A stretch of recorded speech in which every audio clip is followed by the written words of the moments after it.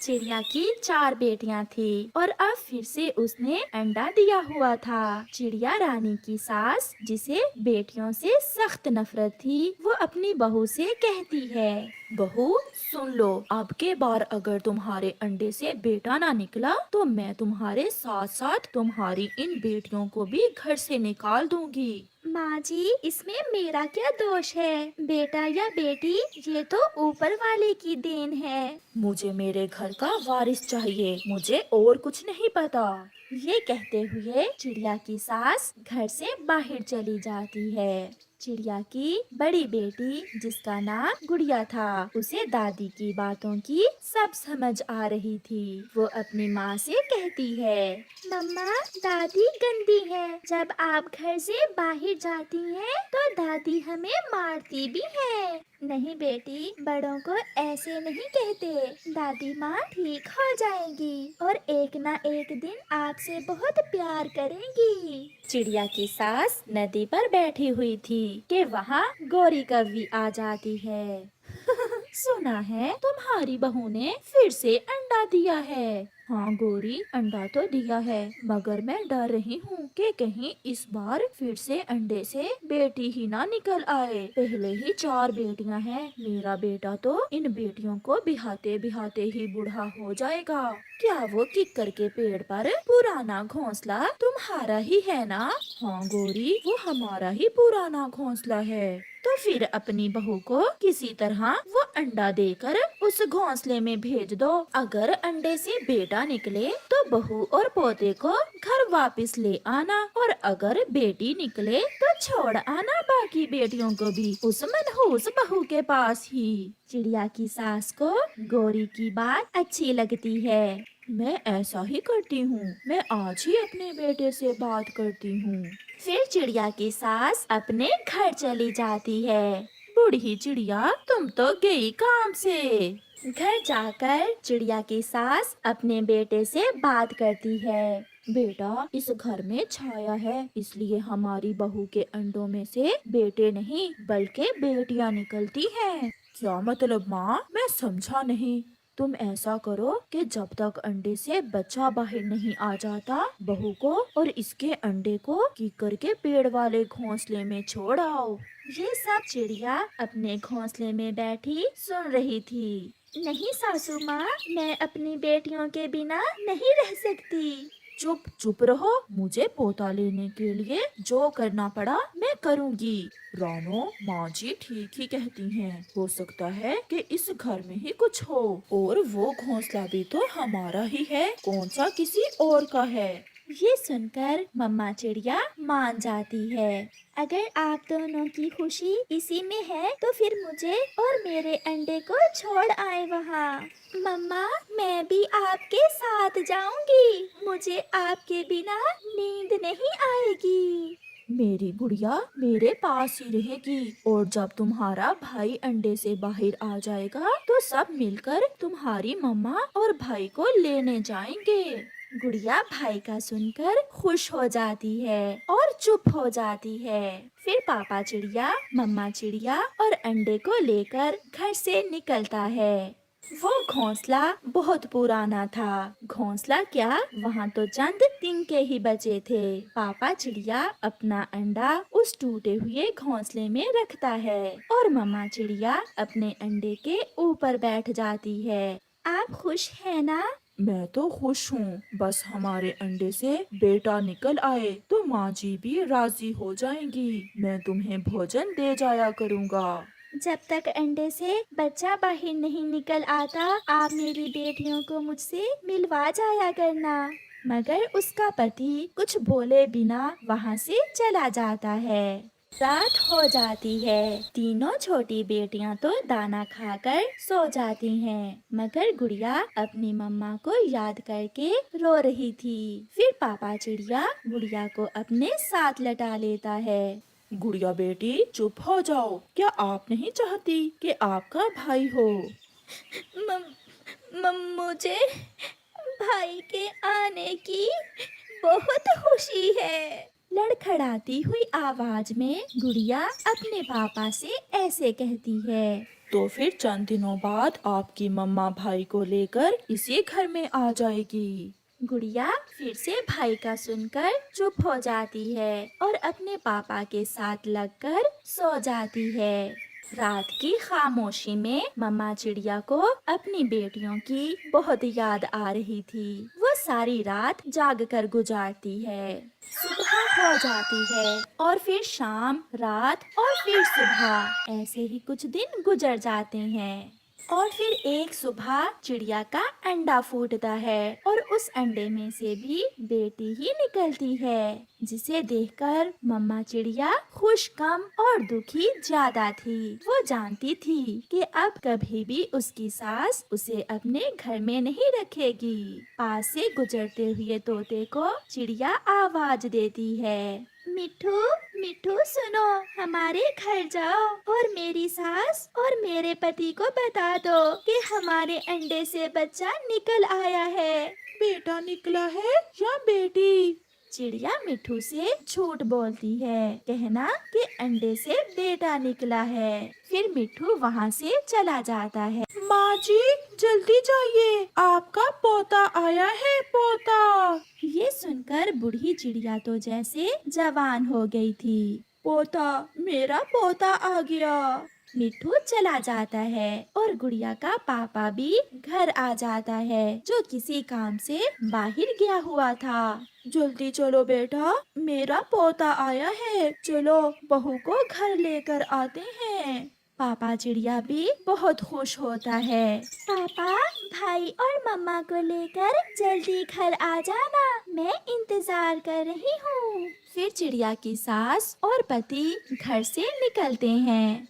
चिड़िया की सास जाते हुए सबको बताते जा रही थी, पोता आया है, मेरे घर में पोता, मैं पूरे जंगल में मिठाई बांटूंगी। फिर वो दोनों किक्कर के पेड़ पर पहुंच जाते हैं। आप आगे, उस दिन के बाद आप वापस लौट कर ही नहीं आए। बहू, ये तो बेटी है, मिठू बता रहा था कि तुम्हारे अंडे से बेटा निकला है। माँ जी, अगर मैं मिठू से बेटी का कहती तो शायद आप ना आती। मनहूस, तुम भी मनहूस और तुम्हारी सारी बेटियां भी मनहूस। चलो बेटा, मैं तुम्हारी दूसरी शादी कर दूंगी। चिड़िया का पति खामोश था, जिसकी खामोशी बता रही थी कि वो भी बेटी के आने से खुश नहीं है। मुझ पर रहम करें, मुझे ऐसे छोड़कर ना जाए, मैं कैसे रहूंगी अपने बच्चों के बिना। मगर चिड़िया की सास और पति वहाँ से चले जाते हैं। दूसरे दिन मिठू तोता चिड़िया की चारों बेटियों को लेकर चिड़िया के पास आता है, जिन्हें देख मम्मा चिड़िया बहुत खुश होती है और अपनी बेटियों से बहुत प्यार करती है। आपकी सास मुझे रास्ते में मिली थी और उसने तुम्हारी बेटियों को तुम्हारे पास भेजा है। मिठू वहाँ से चला जाता है। मम्मा, मम्मा, दादो ने हमें घर से निकाल दिया था। मैंने कहा था कि दादो गंदी हैं। चुप कर जाओ मेरी जान, आपकी मम्मा है ना। फिर मम्मा चिड़िया अपनी बेटियों के साथ उसी घोंसले में कुछ दिन गुजारती है। और फिर थोड़े दिनों बाद गुड़िया और मम्मा चिड़िया मिलकर घोंसले की मरम्मत कर लेती हैं। चिड़िया अपने बच्चों के प्यार में खो जाती है और सब भूल जाती है कि उसके साथ उसकी सास और पति ने क्या किया था। रानो चिड़िया की सास अपने बेटे की दूसरी शादी कर देती है। क्या उसे अब बाकी की जिंदगी में खुशियाँ मिलेंगी, ये तो समय ही बताएगा। मगर मम्मा चिड़िया अपनी बेटियों के साथ पुराने घोंसले में ही बहुत खुश थी। प्यारे दोस्तों, बेटा हो या बेटी, उन्हें एक समान माने। मैं बहुत मुश्किल से घर से आई हूँ, माँ तो मुझे नदी पर भी नहीं आने दे रही थी। तो क्या तुमने अपनी माँ से हमारी शादी की बात की या नहीं? बात तो मैंने की थी, मगर माँ नहीं मानी। न जाने माँ को किसने बता दिया है कि तुम कोई काम काज नहीं करते हो और आवारा भी हो। ये काम जरूर कबूतर ने किया होगा, वो तो मुझसे मुफ्त में ही जलता है। मैं काम करूँ या ना करूँ, मैं तुम्हें फूलों की तरह रखूंगा। माँ को किसी ने ये भी बताया है कि तुम किराए के घर में रहते हो। इसका मतलब ये हुआ कि तुम मुझसे शादी नहीं करोगी। अगर ऐसा है तो मैं फिर कभी तुम्हें मिलने नहीं आऊँगा। नहीं नहीं कालू जी, ऐसा तो नहीं। मैं आपसे बहुत प्यार करती हूँ। मैं शादी करूँगी तो सिर्फ तुमसे, चाहे मुझे कुछ भी करना पड़े। ये गोरी आज फिर कालू से मिलने आई है। मुझे अभी जाकर इसकी माँ को बताना होगा। गोरी और कालू कौवे को एक साथ बैठे हुए देखकर कबूतर तुरंत गोरी कौवी के घर जाता है। माँ जी, मैंने आपको पहले भी बताया है, वो कौवा बहुत आवारा और बुरा है। आप अपनी बेटी को समझाएं। वो आज फिर उस कौवे के साथ बैठी हुई थी। मैंने बहुत समझाया है उसे, मगर वो मेरी सुनती ही कहाँ है। न जाने उस काले कौवे ने क्या जादू कर दिया है मेरी बेटी पर। कालू जी, अब मुझे जाना होगा। माँ मेरा इंतजार कर रही होगी। फिर गोरी कौवी अपने घर चली जाती है। कहाँ से आई हो? माँ, मैं झूठ नहीं बोलूंगी। मैं कालू कौवे से मिलने गई थी। माँ, जिंदगी मेरी है। वो कौवा अच्छा है या बुरा, बस आप मेरी उससे शादी कर दें। वो कोई काम नहीं करता। तो फिर क्या हुआ माँ, हम मिलकर कुछ कर लेंगे। वो बहुत बुरा है, समय के साथ साथ बदल जाएगा। मैं उससे बहुत प्यार करती हूँ। मैं उसके बिना नहीं रह सकती। मैं भूखी रह लूंगी, मगर शादी करूंगी तो उसी कौवे के साथ। फिर अपनी बेटी की जिद के आगे माँ हार जाती है। मैं कुछ कर भी तो नहीं सकती। तुम जवान हो, अपना अच्छा बुरा जानती हो। खुश रहो मेरी बेटी। अगर तुम्हारी यही इच्छा है तो उस कौवे से कहो कि तुम्हें बिहा कर ले जाए। ये सुनकर गोरी कौवी बहुत खुश हो जाती है। फिर दूसरे ही दिन कालू कौवा दुल्हा बनकर आता है। गोरी भी दुल्हन बनी बैठी थी। माँ जी, आप चिंता ना करें। मैं अब पहले जैसा नहीं रहा। मैंने खुद को बदल लिया है। मैंने अपनी बेटी को बहुत नाज नखरे से पाला है। मेरी बेटी का ख्याल रखना। फिर उनकी शादी हो जाती है और कालू कौवा गोरी को बिहा कर ले जाता है। भतीजी, ये क्या, आज हमारी शादी का पहला दिन था। आज तो कोई अच्छा भोजन ले आते। शादी के पहले दिन भी कोई अपनी पत्नी को सूखे दाने खाने को देता है। घर में जो है वो मिलेगा। मैंने कौन सा कोई मीठे फल खा लिए हैं। वो तुम्हारी माँ बातें तो बड़ी करती थी। क्या था जो आते समय तुम्हें 2-4 दिन का भोजन भी साथ दे देती। अरे ये क्या, आपके घर की तो खिड़की भी टूटी हुई है। चुप चुप कर जा, मुझे पता है। आज पहले ही दिन गोरी कौवी को कालू का व्यवहार कुछ बदला बदला सा लग रहा था। उसने सोचा कि शायद ये उसका वहम है। फिर ऐसे ही कुछ दिन गुजर जाते हैं। एक दिन गोरी कौवी और कालू कौवा नदी पर बैठे हुए थे कि गोरी कालू से कहती है, भतीजी, कल मुझे कबूतर मिला था। उसने मुझे बताया कि आप नशा भी करते हैं। तुम्हें किसने कहा था उससे मिलने को? वो तो मेरा दुश्मन है।